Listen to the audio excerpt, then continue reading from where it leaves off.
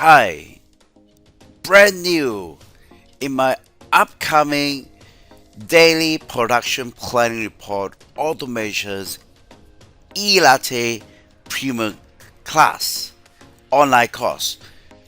I will share with you how to shorten your reporting time from 2 to 3 hours to less than few minutes. So I will guide you how to automate this process, something that is very frequently done by many production planning executives. They download the system and then they bring it into this format and then go to another system, download it, and then put it together. Finally, they merge this or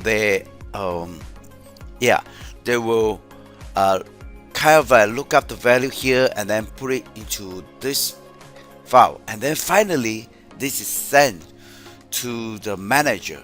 So what I mean is like here.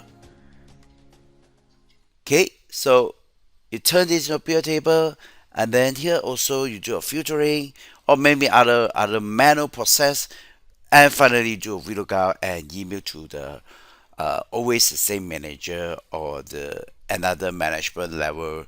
So how can we do all this with just a click? I will talk about this. I will guide you to do it step by step in this upcoming daily production plan report automations.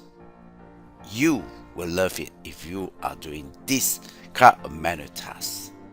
I'll see you in my courses.